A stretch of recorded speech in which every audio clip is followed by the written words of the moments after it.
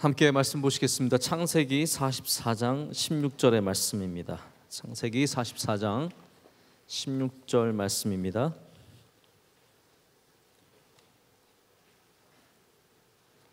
다 찾으셨으면 하나님의 말씀 우리 한 목소리 읽겠습니다. 유다가 말하되 우리가 내 주께 무슨 말을 하오리이까? 무슨 설명을 하오리이까? 우리가 어떻게 우리의 정직함을 나타내리이까? 하나님이 종들의 죄악을 찾아내셨으니 우리와 이 잔이 발견된 자가 다 내 주의 노예가 되겠나이다. 아멘. 하나님의 말씀입니다.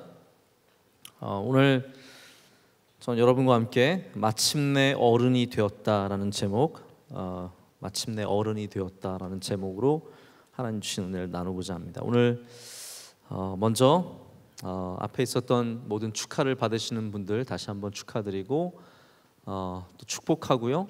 가시는 분들 축복하고 또 귀한 특선을 통해서 은혜를 나눠주셔서 진심으로 감사를 드립니다. 하나님께서 모든 순서 가운데 영광을 받으시고 여러분에게도 마음의 은혜를 더해 주신 줄로 믿습니다.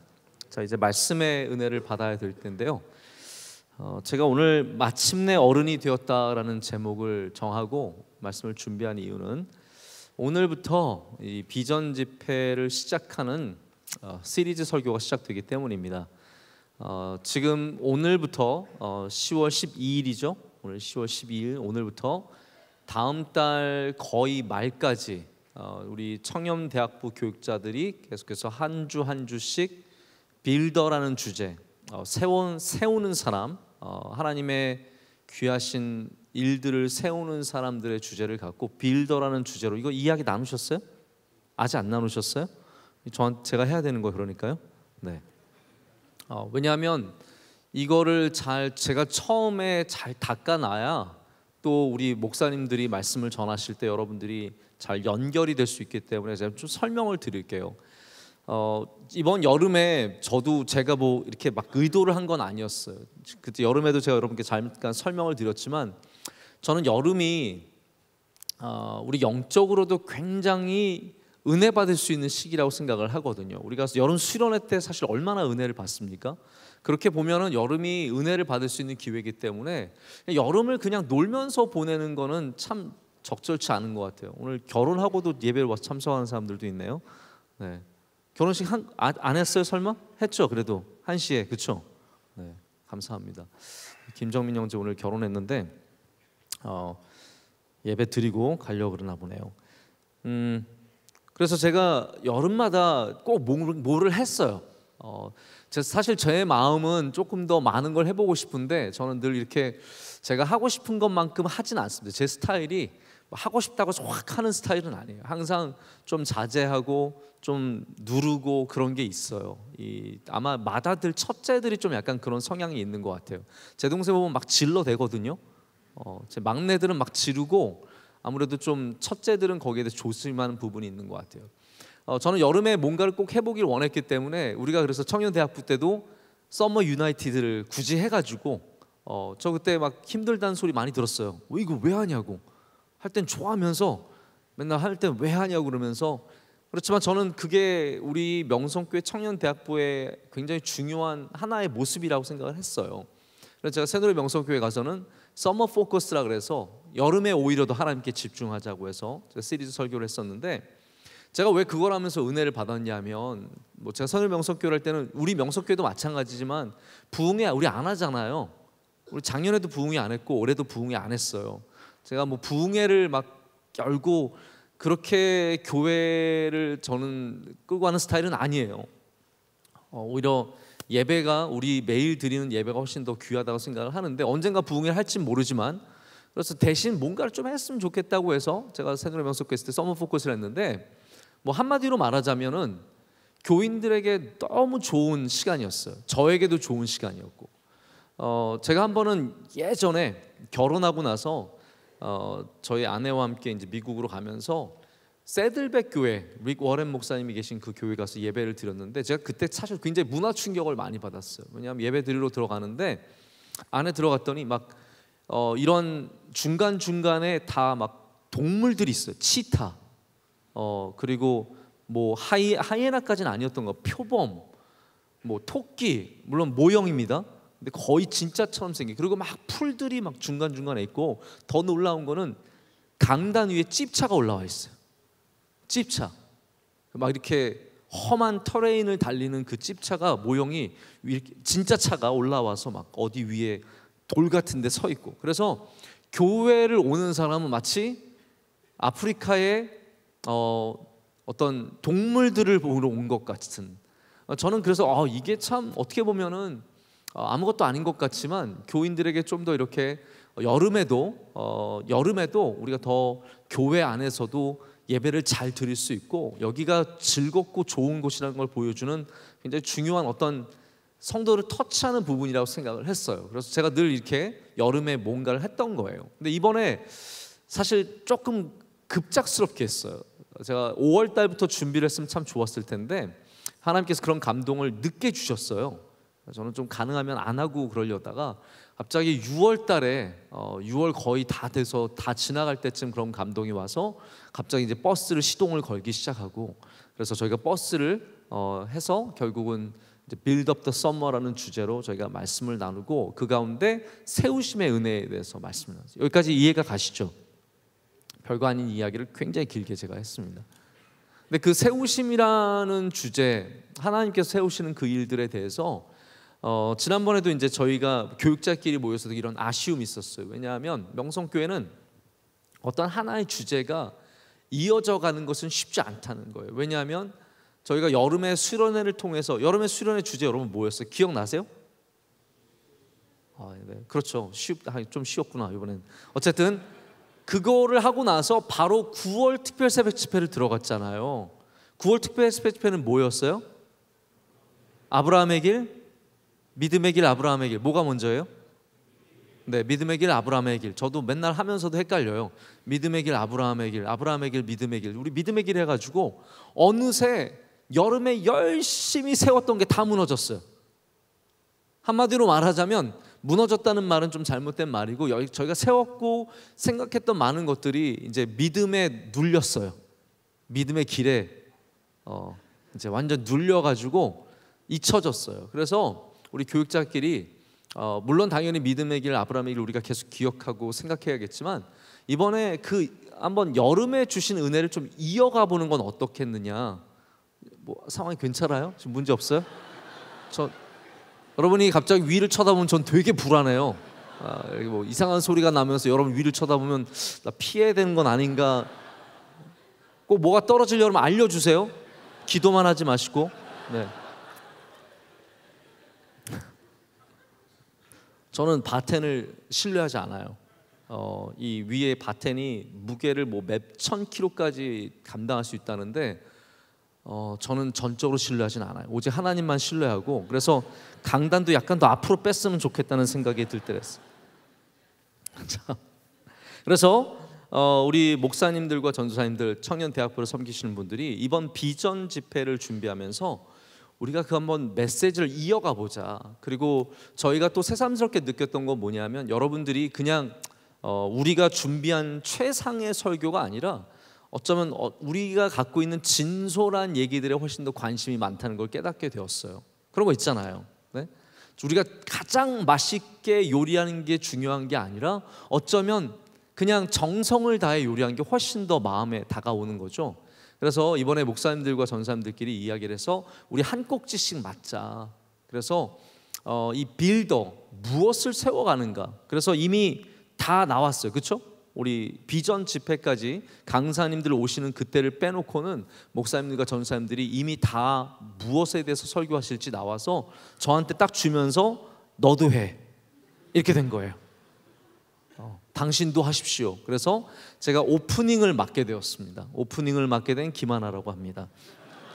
그래서 뭐 아무 생각 없이 자동적으로 박수가 나온 거죠. 네. 그래서 저는 오프닝을 맡아서 하게 되었는데, 그래서 저도 좀 고민을 많이 했어요. 근데 아까 전에도 얘기했지만 저도 제가 여러분에게 뭐 최상의 설교를 전하기보다는 그냥 여러분에게 진솔하게 하고 싶은 이야기를 해야겠다라는 생각이 들었어요. 그래서 오늘 여러분과 함께 마침내 어른이 되었다라는 제목으로 바로 우리가 어떻게 세워져 가는 사람이 될 것인가에 대해서 좀 함께 은혜를 나누고자 합니다. 왜 유다냐? 이게 중요하죠. 왜 유다냐?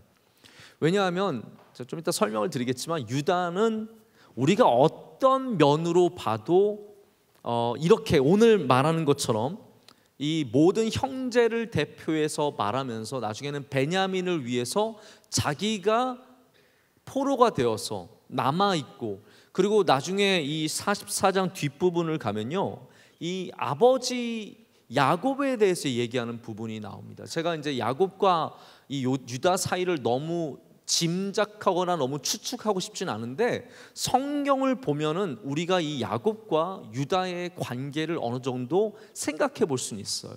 근데 그 관계를 보면은 도저히 제가 봤을 때는 유다가 이런 말을 할 사람이 아니에요.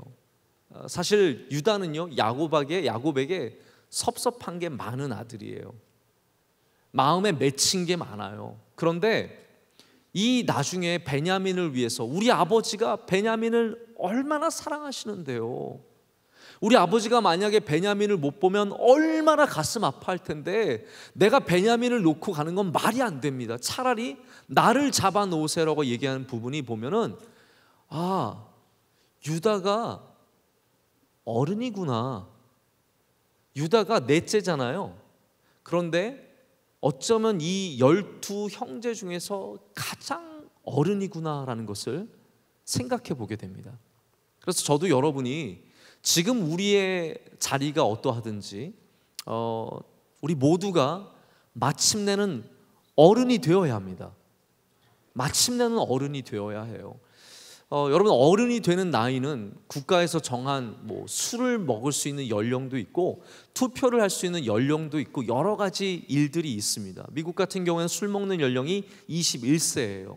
그럼 그게 어른인지, 아니면 투표를 할 수 있는 18세가 어른인지, 아니면은 운전면허증을 딸 수 있는 주마다 다르지만 17세, 16세가 어른인지, 거기에 대해서 많은 이야기를 할 수 있어요. 그런데 사람은 나이로 어른이 되는 것이 아니라 내 안에 있는 마음으로 어른이 되는 거예요. 나이로 어른 되는 거 아닙니다. 제가 미국 있을 때 가장 어려운 분들이 누구였냐면 할머니, 할아버지들이었어요. 제 생각에는 할머니, 할아버지가 되면은 저는 다 착해지는 줄 알았어요. 우리가 생각하는 할머니, 할아버지는 그렇잖아요. 아, 그래, 이리 와, 여기 앉아. 그래, 내가 널 얼마나 사랑하는데. 사탕 먹어라. 우리가 생각하는 할아버지, 할머니는 나이를 드셔갈수록 마음이 부드러워지고 착해지는 할아버지, 할머니인데, 제가 살아보니까 특별히 미국 같은 경우에는 나이를 드셔갈수록 못돼져가는 구석이 있어요. 더 이기적이 되고 더 남들에 대해서 아주 타이트한 기준을 적용하고, 그리고 내 고집과 내 아집이 너무 세져서 주변의 사람들을 어렵게 하는 그런 할아버지, 할머니. 저 이웃 중에 할아버지, 할머니 중에서 어렵게 하는 분들이 얼마나 많았는지 몰라요. 그래서 나가다 할아버지 있으면 안 나가고 정말로 그분이 지나가실 때까지 기다리고, 이런 경우들이 있었거든요. 그런 걸 보면은 사람이 나이를 먹는다고 착해지는 것도 아니고요. 혹시 여러분 중에 내가 그래도 나이 먹으면 괜찮아? 아니에요. 나이 먹었다고 내 마음이 부드러워지는 게 아니고요. 나이 먹는다고 욕심이 사라지는 것도 아니고요. 나이를 먹는다고 우리의 인간적인 충동들, 우리 젊었을 때 많이 갖는 그런 충동들이 있잖아요. 그 충동들이 나이를 먹는다고 사라지는 게 아니에요. 제가 예전에 지금은 우리 명성교회 오시지 못하실 정도로 나이가 많이 드셨는데, 우리 교회 특별 새벽 집회마다 오시던 목사님이 계세요. 그분이 이제 은퇴를 하신 지도 벌써 한참 되셔서 저희 교회 오셔서 말씀을 전하실 때 이미 거의 80이 되셨어요. 근데 그분이 말씀을 전하시면서 이런 얘기를 하세요. 남자는 죽을 때까지 성욕이 사라지지 않는다고. 그러면서 그분이 80이 되신 분이 그런 말을 하시니까 다들 굉장히 부끄러워하면서도 큰일 났다, 이런 생각을 갖게 되는 것 같아요. 왜냐하면 제가 왜 이런 얘기를 여러분 앞에 그냥 담대하게 이야기를 하냐 하면, 우리의 생각에는 나이를 먹어가면 내가 관리할 수 있는 나의 삶의 영역도 넓어질 것 같고, 내가 또 관리할 수 있는 능력도 많아질 것 같고, 내게 있는 충동도 줄어들 것 같지만 사실 그렇지 않다라는 거예요. 어른이 된다는 것이, 우리가 말하는 이 성경이 말하는 어른이 된다는 것은요, 실제로 굉장히 어려운 일입니다. 저는 하나님께서 우리가 어른이 되기를 원하신다는 마음이 있어요. 우리 흔히 말하는 것 가운데 어른이 있어야 된다는 이야기를 합니다. 자, 여러분의 삶에도 이걸 기억하세요. 어른이 있어야 합니다. 여러분의 삶에 여러분의 비전과 여러분의 생각과 여러분의 능력과 여러분이 아는 사람들, 좋아하는 사람들만 갖고 살아간다? 여러분 반드시 점검해야 합니다. 내게 어른이 있는가? 내게 어른이 있느냐는 질문은 무엇이냐면, 내가 어려울 때 가서 물을 수 있는 사람, 내가 정말 힘들 때 가서 기도를 구할 수 있는 사람, 내가 정말 그 사람 앞에서 겸손하게 이야기를 들을 수 있는 사람이 있느냐라는 거예요. 이 수많은 고아들, 보육원에서 자라는 아이들의 가장 큰 핵심적인 문제가 뭐냐면, 그들의 삶에 기댈 어른이 없었다는 거예요. 여러분, 보육원 아이들 친구들 있어요. 제가 보육원 사역을 좀 하잖아요. 제가 안 보이게 사실은 하고 있거든요. 저희가 뭐 보육원 작년 1월 달에도 2월 달에도 우리가 보육원 아이들 8명을 미국으로 보냈어요. 그래서 그 아이들이 처음으로 거기 가서 너무 큰 은혜를 받고, 보육원 아이들 잘 안 바뀝니다. 굉장히 안 바뀐대요. 마음이 강팍하고 힘들대요. 근데 정말 예수님 사랑을 받아야 바뀔 수 있는데, 또 하나 바뀌는 방법이 뭐냐면, 그들의 삶 가운데 어른을 만날 때 바뀐다는 거예요. 그들을 지켜줄 수 있고, 이야기를 들어줄 수 있고, 그들을 보호해 줄 수 있고, 사랑해 줄 수 있는 어른이 한 명 있어야 돼요. 근데 제가 그 이야기를 듣고 나서 한참 생각해 봤어요. 나의 삶에도 어른이 있는가? 어른이 있는가? 어른이 있는 삶과 어른이 없는 삶은 여러분이 생각하는 것보다 훨씬 더 갭이 큽니다. 그 조직에 어른이 있어야 돼요. 그 교회에 어른이 있어야 돼요. 그 총회에 어른이 있어야 돼요. 근데 우리가 말하는, 그러면 그 어른은 어떠한 사람일까요? 그냥 나이가 많은 사람일까요? 아니에요. 우리가 말하는 어른이라는 게 우리 뒤에 뭔가 아이디어가 있어요. 그래, 맞아, 어른. 어른은 뭘까? 여러분들이 생각하는 어른이라는 어떤 개념이 다 있겠죠. 여러분 마음에 생각에 다 있을 거예요. 근데 성경이 말하는 어른은 어떠한 사람이냐면, 그냥 나이가 많은 사람은 절대로 아닙니다. 성경이 말하는 어른은, 제가 좀 이따 더 설명을 드리겠지만, 제가 단어를 찾아보니까 이 어른이란 단어 자체가 거의 없어요. 영어로 어른이 뭘까요? 어덜트죠? 아닙니까? 이제 시카고 사투리는 애덜트인데, 애덜트인지 어덜트인지 하여튼 이 어덜트라는 단어를 여러분이 사전에 그 성경에 넣어보면 몇 단어 안 나와요. 몇 단어가 안 나와요. 대부분은 뭐라고 되어 있냐면 사람이라고 되어 있어요. 그러니까 성경은 어른이 되라는 말은, 제가 어른이라는 단어를 사용하지만 성경은 어른이 되라는 말은 하지 않아요. 사람이 되라고 얘기해요. 사람이 되라고.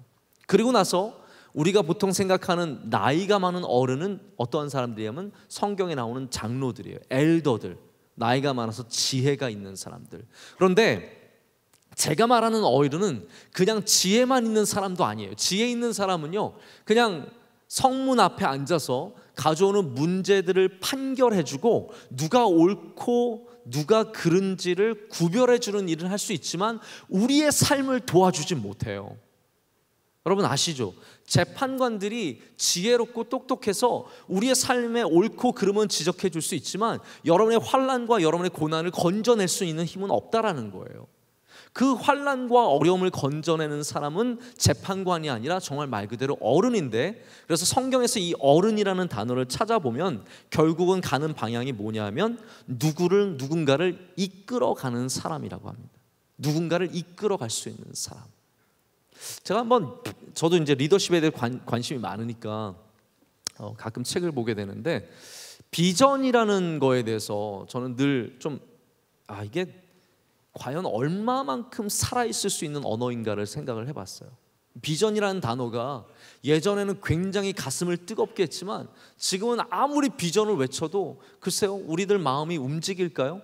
잘 모르겠습니다. 근데 제가 비전을 이러한 해석으로 들었을 때는 굉장히 제 마음이 움직인 걸 느꼈어요. 비전은 뭐냐 하면 사람을 여기에서 저기로 데려가는 것이라고 이야기합니다. 다시 말씀드릴게요. 비전이 뭐냐 하면 사람을 바로 이곳에서 저곳으로 데려가는 것이 비전이라는 거예요.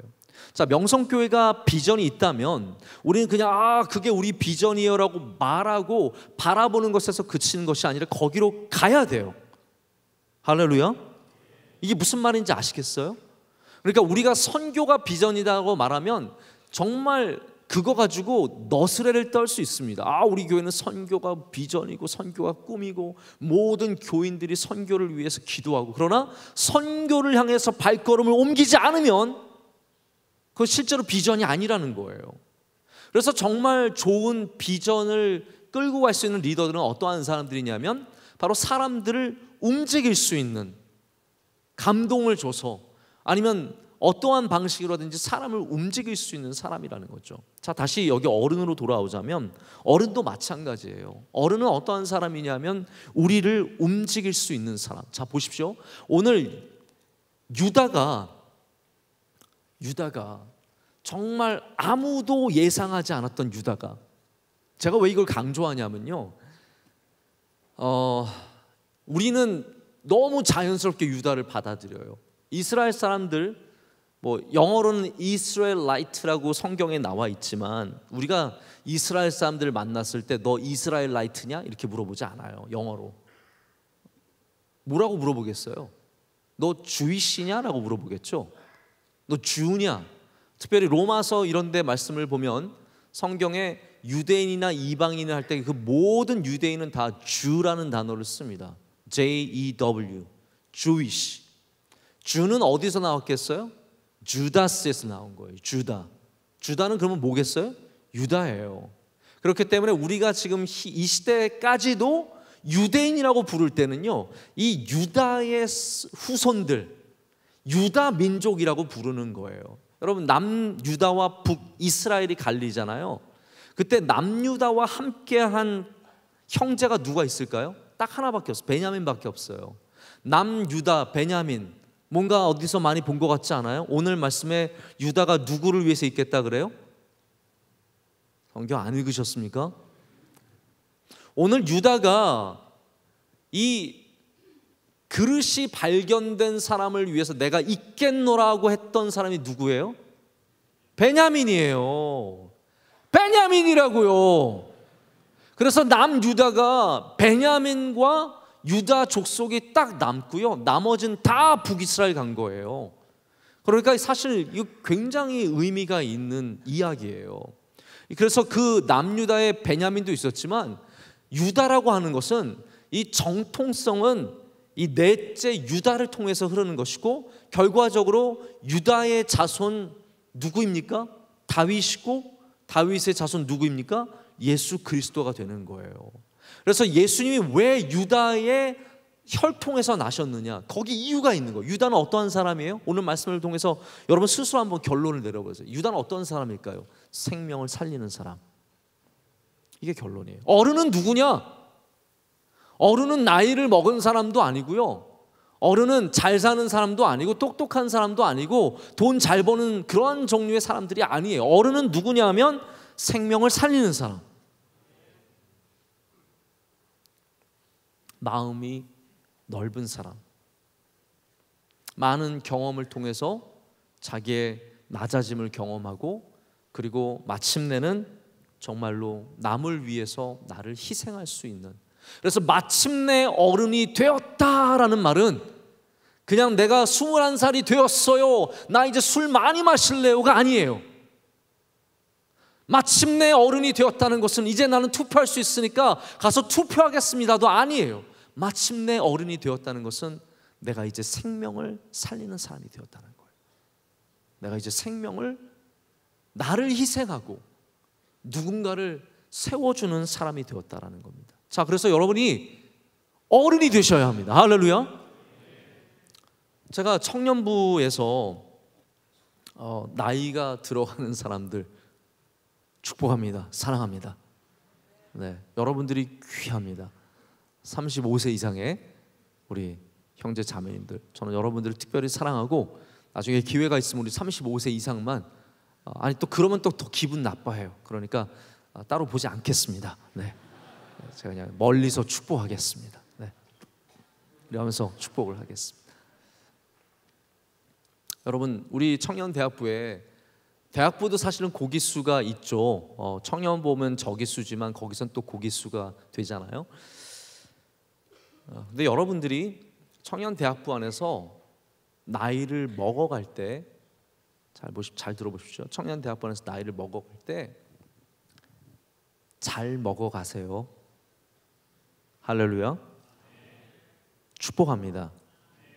우리가 세상에서만 꼰대꼰대하는 게 아니라 우리 교회 안에서도 어느새 여기서 잔뼈가 굵으면서 경험이 많아지면서 보는 게 너무 많아지면서 동시에 마음은 굳어져서 여기서 믿음의 꼰대짓을 할 수 있는 가능성이 생기는 겁니다. 귀한 예배를 축복하고 청년대학부가 잘 되기를 바라는 마음으로 보는 것이 아니라 이것저것에 트집을 잡고 좋은 소리 한다고, 믿음의 소리 한다고, 똑똑한 소리 한다고 굉장히 어렵게 하는 분들이 생길 수 있어요. 저는 그래서 바라기는 우리 명성교회의 청년대학부에 나이가 많은 분들이 있는 것에 대해서 기뻐하고 감사하지만 여러분들이 좋은 어른이 되셔야 합니다. 할렐루야. 좋은 어른이 되셔야 합니다. 그래서 내가 있는 곳에서 사람들이 함께 기뻐할 수 있고, 내가 있는 곳에서 사람들이 자유할 수 있고, 내가 있는 곳에서 은혜가 넘칠 수 있고, 할렐루야. 내가 있는 곳에서 사람들의 생명이 살아날 수 있는 사람이 될 때 이것저것 따지고 지적하고 끊임없이 그러는 게 아니라 정말 생명을 살리는 사람이 될 때 저는 여러분들을 통해서 많은 사람들이 어른의 은혜를 세워주심의 은혜, 제가 방금 말씀드렸죠. 어른은 바로 그런 역할을 하는 거예요. 제가 왜 여러분이 어른이 되기를 원하냐면 그냥 여러분을 위해서만이 아니에요. 베냐민을 위해서예요. 여러분이 그냥 유다가 되는 것은 여러분이 유다가 되어서 내가 유다 민족의 수장이야, 나를 통해서 어마어마한 일들이 있어, 이런 거 자랑하라는 것이 아니라 여러분을 통해서 베냐민이 살아나도록, 여러분을 통해서 12형제가 살아나도록, 여러분을 통해서 이스라엘이 살아나도록 그 일을 위해서 여러분이 어른이 되어야 된다는 겁니다. 여러분, 야곱의 가족에는 어른이 없었어요. 제가 볼 땐 이 문제가 커요. 우선 생각을 해보세요. 요셉은요 정말 아이처럼 굴었습니다. 왜냐하면 아이처럼 구는 게 어떤 거냐면요, 뭐 사가져와 자랑하는 거,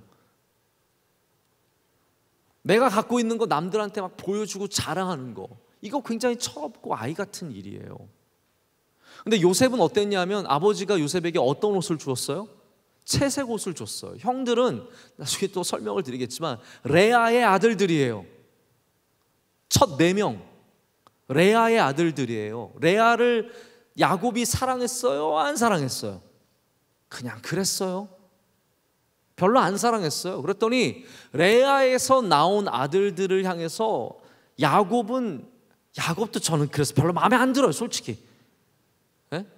그래서 별로 사랑해 주지도 않은 거예요. 근데 요셉은 누구의 아들이에요? 라헬이에요. 레이첼. 우리가 아는 그 레이첼이에요. 레이첼. 라헬은 하여튼 남자들은 다 똑같아요. 예뻤대요. 예뻤대요. 라헬의 아들 요셉과 베냐민을 정말 야곱은 완전 차별 대우하면서 사랑한 거예요. 그러니까 요셉은 좀 얘가 철만 있었어도 아버지가 채색 옷 입혀줘도 침울하게 형한테서 옷이 별로예요, 형이 물래요? 이런 소리라도 하면 이쁠 텐데, 이것 보세요 가서 막 자랑하면서 막 이거 알만이라고 그러면서 막 자랑하면서 보여주니까 형들이 바로 죽이는 거잖아요. 네. 여러분 아셔야 돼요. 괜히 오늘 좋은 옷 입고 왔다고 해서 벗어놓을 때 뒤집어서 벗어놓는다든지. 근데 저는 요셉도 참 그렇지만 형들도 마찬가지예요. 형들이 어른이 되었다면 그런 모습을 귀엽게 봐줄 수 있어요. 자랑하는 거. 여러분 아세요? 이게 어른이 안 되면요, 누가 자랑하면 저놈이 자식 자랑하고 난리 그러는데, 어른이 되잖아요. 누가 자랑하면 귀여워요. 누가 자랑하면 아 그래 잘한다 잘한다 해줄 수 있어요. 그러나 형들이 어른이 되지 못했기 때문에 이 37장에 무슨 단어가 나오면 시기했고 죽이기를 꾀했고, 그리고 갈등이 벌어지고 문제가 생기는 겁니다. 왜 어떤 사회에 갈등이 있고 어떤 사회에 시기와 질투가 있냐면요, 다 어른들이 되지 못한 사회가 그런 겁니다. 나이는 먹었지만, 물질은 많지만, 배운 것은 많지만 사람들이 어른이 되지 못하면 이런 문제는 항상 생길 수밖에 없어요. 그래서 여러분, 가정에 아버지가 계시다고 어른이 있는 게 아니에요. 아들도 어른이 될 수 있는 것이고, 딸도 어른이 될 수 있는 것이고, 어머니도 어른이 될 수 있는 거예요. 저는 여러분의 가정에서 여러분이 어른이 되시길 축복합니다. 힘든 가정들 있잖아요. 아버지가 와서 막 자랑하는 가정, 나 오늘 뭐 샀다고 자랑하고, 엄마가 와서 당신 왜 또 돈 그런 데 쓰냐고, 이런 일들이 반복되는 가정 속에서 여러분 자녀들이 정말 좋은 어른이 되어서 하나님의 능력으로 문제를 풀어가는 사람들이 되시기를 축복합니다. 근데 방금 말씀드린 것처럼 야곱도 여기서 자유하지 못했어요. 하나님이 성경 말씀에 하나님께서 야곱은 사랑하셨고 에서는 미워하셨다고 되어 있어요. 우리가 그거를 보면 야, 하나님께서 야곱을 되게 이뻐하신 거 보니까 야곱이 되게 훌륭한 건 아니에요. 야곱이 훌륭해서 사랑하신 게 아니에요. 그건 하나님의 주권을 말씀하세요. 여러분, 하나님 사랑받는다고 해서 여러분이 꼭 착해서 사랑받아요? 그런 건 아니잖아요. 우리가 착해서 사랑받는 거 아니에요. 하나님의 주권이고, 그래서 우린 감사해야 돼요. 나의 선함으로, 나의 아름다움으로 사랑받는 게 아니라는 거예요. 야곱이 사랑을 받았어요. 근데 그의 삶을 바라보면 잘하는 게 별로, 장자권 뺏고, 이거 우리가 성경에 나와서 그냥 넘어가는 거, 야곱이 했으니까 넘어가는 거지, 이거 다른 나쁜 사람이 했으면 죽일 죄예요. 장자권을 빼앗아 가고, 그리고 땡깡은 또 얼마나 잘 부려요. 야곱은 내가 원하는 건 얻어야 하는 스타일이에요. 내가 원하는 건 반드시, 라헬 반드시, 하나님과 씨름해서 절대로 지지 않고 자기가 원하는 거 얻기를 원했던 사람이 야곱이라서 하나님께서 그를 치시잖아요. 환도표를 치셔가지고 그로 하여금 굴복하게 만들 정도로 야곱은 질 수 없는 사람이었고 자기가 원하는 걸 가져야 됐어요. 근데 그는 라헬에게서 나온 아이들은 사랑했지만 그렇지 않은 아이들은 별로 가만히 내버려뒀습니다. 편애했습니다. 어른이 아니에요. 어른은 그러면 안 되는 거예요. 어른은 그렇게 내가 좋아하는 사람만 좋아, 그 사람 앞에서 방긋방긋 웃다가 내가 조금만이라도 마음에 안 드는 사람은 얼굴 팍 상해가지고, 그러면 어른이 이미 아닌 거예요. 야곱은 근데 안타깝게도 요셉에게는 채색 옷 입히고 첫째 4명에게는 가서 목동일 시키는데 가장 거칠거칠한 옷 입혀가지고 그냥 보내는 거예요.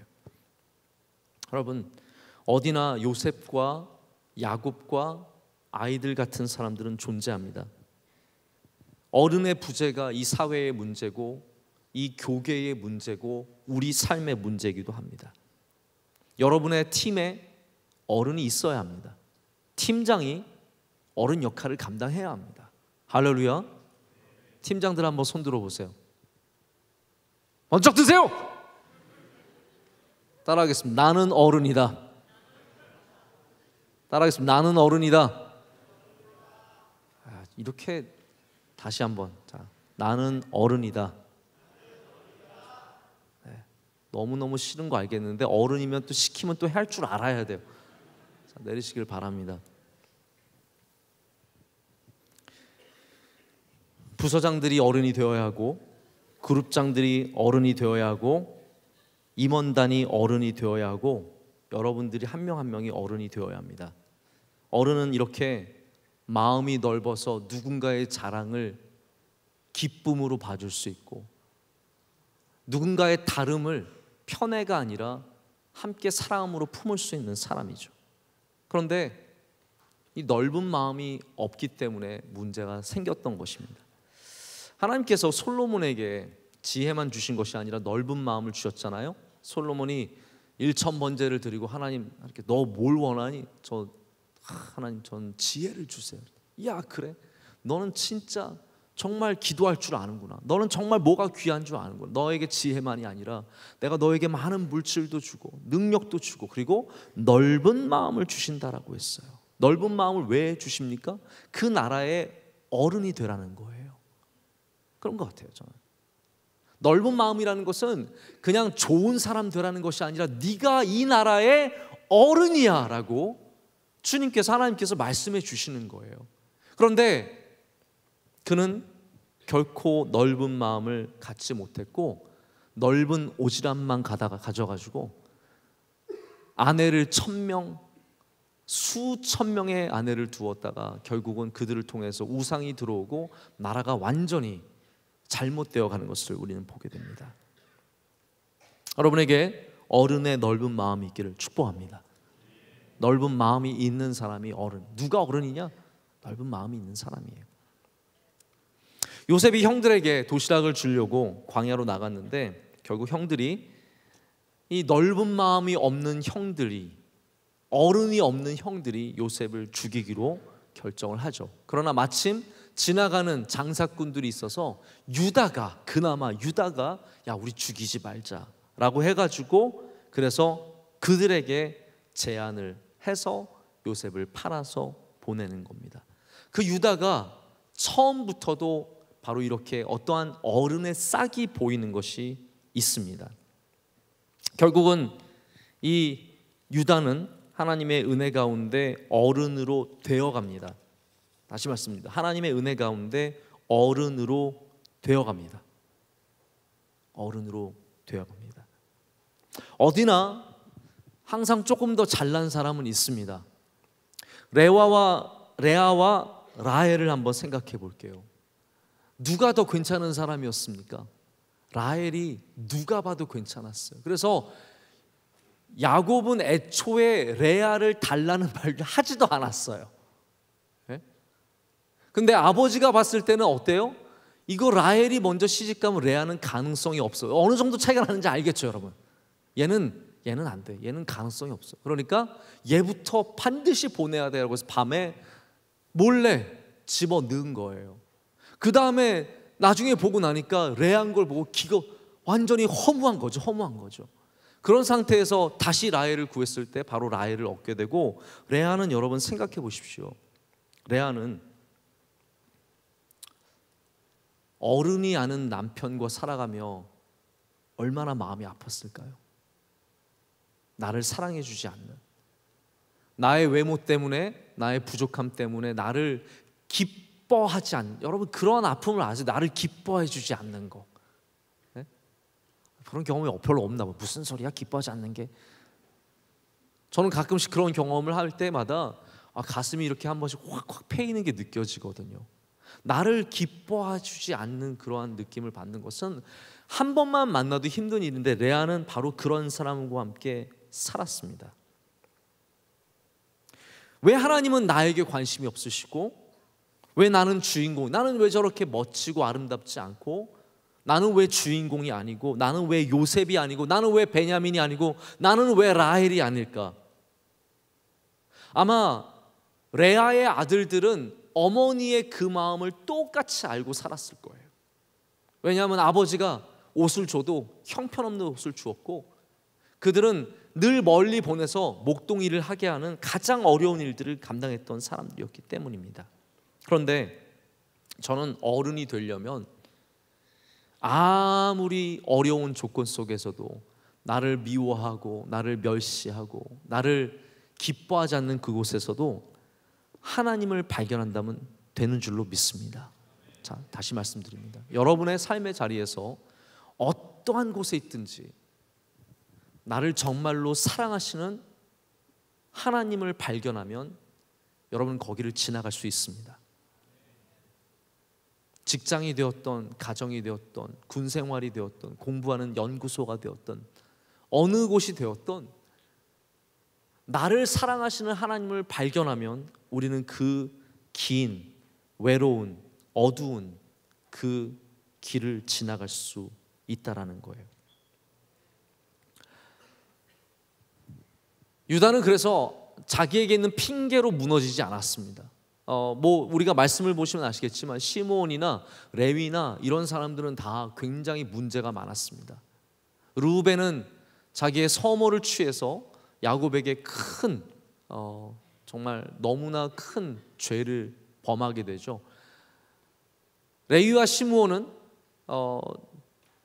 복수를 하기 위해서 세겜 추장 그 집안을 완전히 싹쓸이했다가 결국은 그들은 칼로 피로 물든 그러한 사람들이 되어버리고 말았습니다. 유다만이 그 가장 외롭고 괴롭고 서러운 곳에서 하나님을 의지하여 변화가 되어서 마침내 어른이 된 사람입니다. 여러분, 여기에서 어른이 나올 것을 저는 분명하게 믿습니다. 우리 명성교회에서 어른이 나와야 합니다. 정말 마음이 넓고 하나님의 뜻을 알고 그리고 하나님의 뜻을 기뻐하는 사람들, 마침내는 하나님께서 기뻐하시는 생명을 살리는 일을 감당하는 그러한 사람들이 나올 줄로 믿습니다. 우리 그러기 위해서는 다시 우리의 삶의 자리에서 다시 하나님을 바라봐야 합니다. 저는 이렇게 생각해요. 누구나 어른이 될 수 있다고 저는 생각합니다. 만약 유다가 어른이 되었다면 우리도 어른이 될 수 있습니다. 여러분 아시겠지만 유다는요, 별의별 부끄러운 일들이 다 있었어요. 그의 며느리와 동침하게 되고 이 과정들이 보면은 너무나 유다도 별로였던 사람임을 알 수 있어요. 그 며느리 책임지기 싫어가지고 별의별 변명을 다 대고 나중에 거짓말도 하고 별의별 글이 있지만 이 가운데 하나님께서 마침내는 오늘 이 자리 45장의 말씀을 통해서 이 사건을 통해서 이 유다가 그 안에 있는 어른이 튀어나와요. 그래요? 내가 죽겠습니다. 내가 대신하겠습니다. 베냐민이 얼마나 아직 어리고 이 베냐민을 사랑하는 아버지가 있는데 내가 그냥 집에 가서 안 돌아오면 끝이겠지만 저는 그게 아니라 베냐민은 보내고 내가 죽겠습니다. 그때 요셉이 견딜 수가 없는 거예요. 여러분 사람이요, 감동적인 말을 보게 되면, 듣게 되면 견딜 수가 없는 거예요. 이 말씀 한번 보시죠.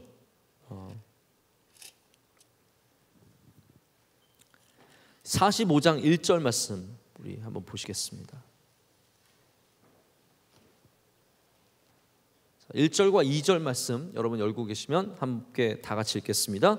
요셉이 시종하는 자들 앞에서 그 정을 억제하지 못하여 소리질러 모든 사람을 자기에게서 물러가라 하고 그 형제들에게 자기를 알리니 그때 그와 함께한 다른 사람이 없었더라.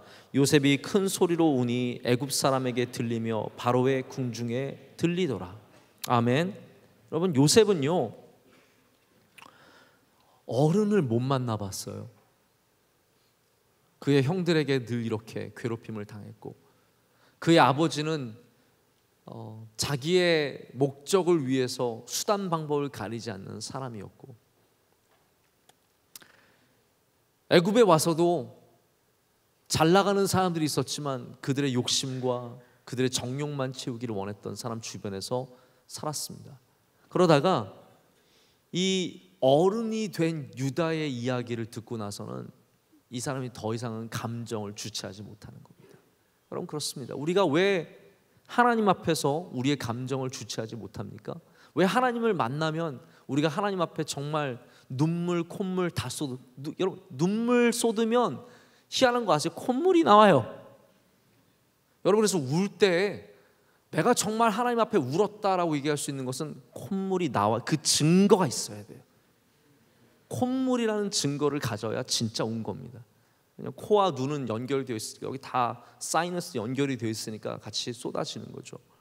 왜 우리는 하나님 앞에서 눈물 콧물 다 쏟으면서 저는 그래서 기도할 때 자매 위에 기도해 줄 때 자매의 코에서 콧물이 이렇게 쭉 떨어지는 거를 마치 기름이 하나님께서 기름을 부으셔서 기름이 떨어지는 것 같은 아름다운 모습을 보게. 저는 제 앞에서 콧물 뚝뚝 흘리는 사람들 한 번도 이상하게 더러워라 생각한 적 한 번도 없어요. 아름다워요. 할렐루야. 아름다운 하나님 앞에 왜 우리가 눈물을 흘리고 우리의 모든 감정이 격해지면서 다 쏟아내게 됩니까? 왜냐하면 하나님께서 우리를 살리시는 분 어른이시기 때문이에요. 우리가 평생 떠나서는 안 되는 바로 그러한 어른이 하나님이시기 때문이라는 거죠. 여러분의 일생에 누가 힘이 되는지 저는 잘 모르겠습니다. 무엇이 여러분에게 즐거움이 되고 위안이 되는지 저는 잘 모르겠습니다. 그러나 우리 그리스도인들은, 여러분 청년들은 지금부터 다시 하나님을 붙잡아야 할 줄로 믿습니다. 이 레아의 아들로서 사랑받지 못했던, 아버지의 아들로서 인정받지 못했던 바로 이 사람이 이제 나아가서 바로 이 생명을 살리는 일들을 하게 됩니다. 그래서 유다는 성경학자들이 예수님의 희생을 보여준 창세기의 모델이다라고 얘기합니다. 바로 그 희생하는 자세, 바로 그 넓은 마음 때문입니다. 말씀을 맺겠습니다. 저는 오늘 이렇게 여러분과 만나게 되어서 그냥 감사하고 반갑고, 제가 오랜만에 오니까 더 괜찮죠, 그렇죠? 너무 자주 오는 것보다는 가끔씩 와서 말씀을 전하면 저도 너무 좋고 행복합니다. 제가 아까 말씀드린 것처럼 저는 오늘 뭐 대단한 말씀을 여러분에게 풀려고 온 것이 아니라 그냥 저는 여러분 이러한 사람이 되었으면 좋겠다는 생각으로 이 말씀을 준비했어요. 우리 명성교회 청년들이 어떤 사람이 되면 좋을까? 그냥 남들이 보기에 멋지고 좋은 직업 갖고 그냥 그런 사람들, 뭐 그 나쁘지 않아요. 근데 저는 여러분들이 생명을 살리는 사람들, 넓은 마음을 가진 사람들, 여러분이 있는 그곳에서 정말 유다와 같은 어른의 역할을 감당할 수 있는 사람들이 되시기를 축복합니다. 예수님께서 모든 것을 희생하셔서 우리를 살리신 것, 유다의 자손인 예수님께서 우리도 이 시대에 유다의 자손이 되어야 합니다. 할렐루야. 유다의 자손이 되어야 합니다. 우리의 삶은 지금 부족하고 연약한 부분도 많고, 우리 가운데는 레아의 아들도 있고, 우리 가운데는 레아도 있고, 우리 가운데 야곱 같은 사람도 있고, 우리 가운데 유치한 요셉 같은 사람도 있지만 하나님의 은혜 가운데 다 성장할 때 여기서 바로 이 땅에서 마침내 어른이 되는 사람이 많을 줄로 여러분이 그 사람이 되기를 진심으로 축복하고 믿습니다. 함께 찬양하겠습니다.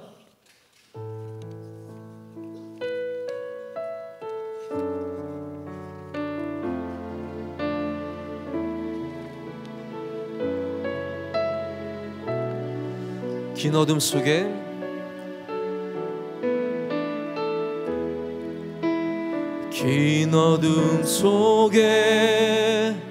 영광의 빛 잃고 죄와 절망의 단식 소리만 있네. 주의 사랑은 여전히 날 기다리시며 날 부르시네. 하나님은 나의 꺼지지 않는 등불이시니, 주는 나의 빛, 주는 나의 빛 구원이시니. 내가 누구를 두려워하리. 주가 찾으시는 종이 되어 나는 주만 섬기리. 주는 나의 힘, 주는 나의 힘 소망의 신이. 작은 자의 어둠 밝히시리. 소망 잃어버린 이 땅 위에 주의 영광 비추리. 주와 함께, 주와 함께.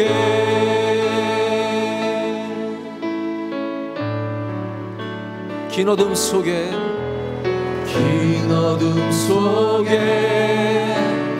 영광의 빛 잃고 죄와 절망의 단식 소리만 있네.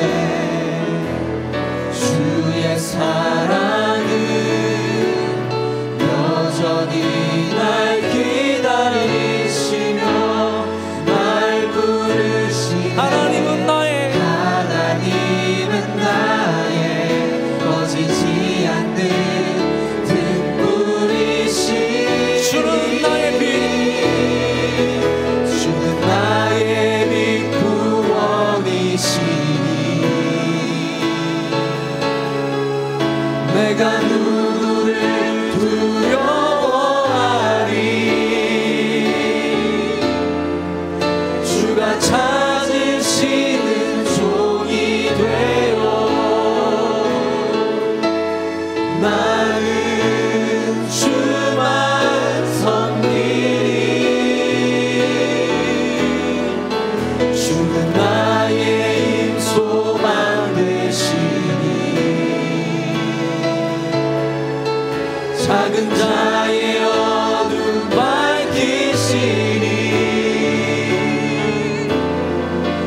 조각 잃어버린 이 땅 위에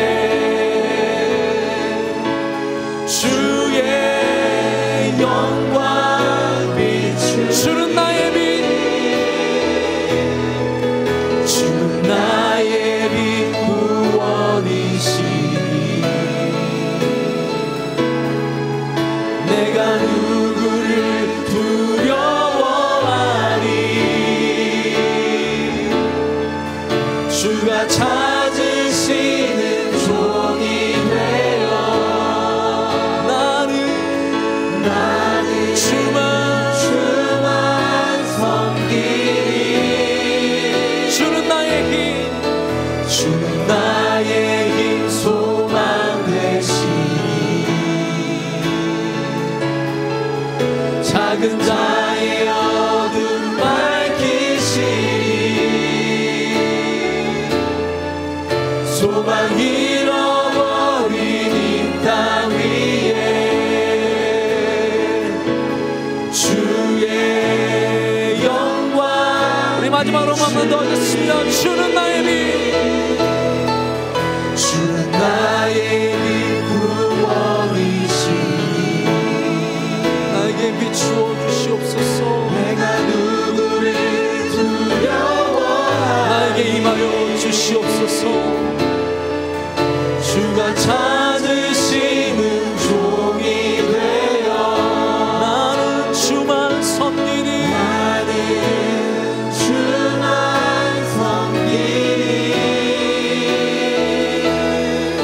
주는 나의 힘 소망 되시니 작은 자의 어둠 밝히시니 소망 잃어버린 이 땅 위에 주의 영광 비추리 주와 함께 함께 기도하겠습니다. 우리의 연약함을 주님께 내려놓기를 원합니다. 하나님, 나는 레아입니다. 나는 유다입니다. 나는 레위이며 시므온이며 루벤입니다.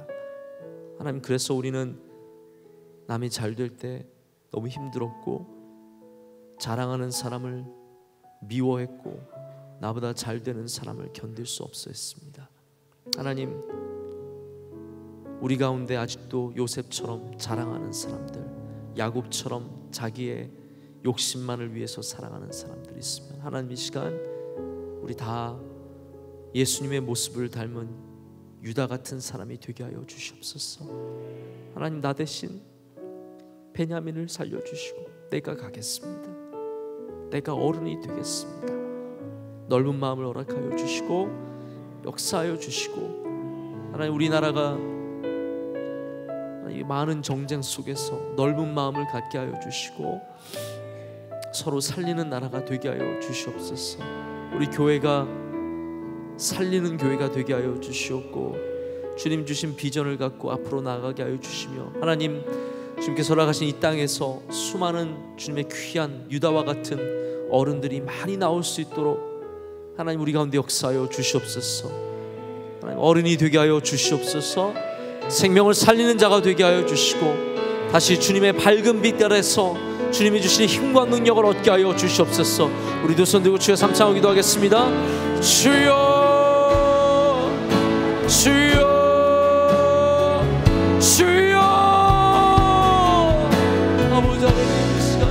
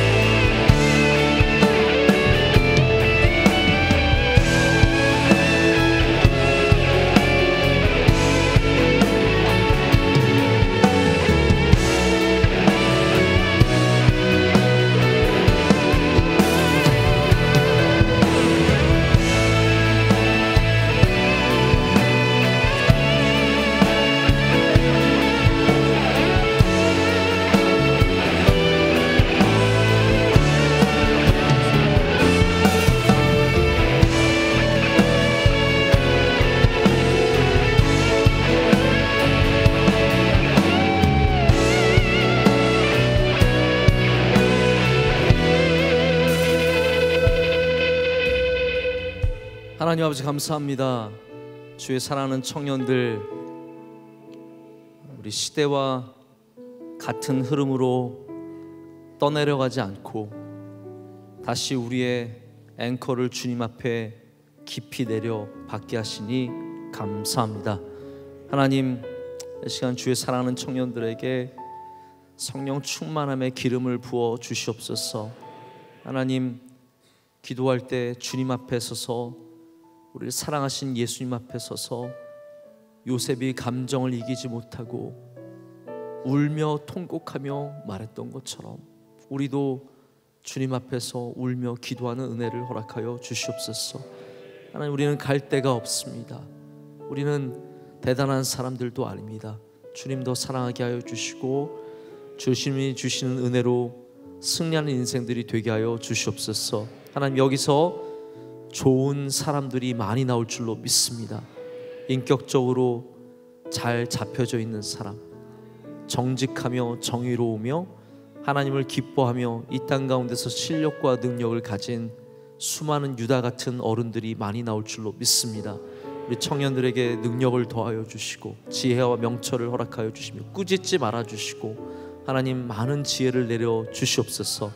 어려운 시대에 살아가고 있습니다. 하나님, 점점 세상의 문은 좁아지고 우리가 들어갈 수 있는 기회들은 적어지고 있습니다. 하나님, 그렇기에 더욱더 주님의 은혜가 필요합니다.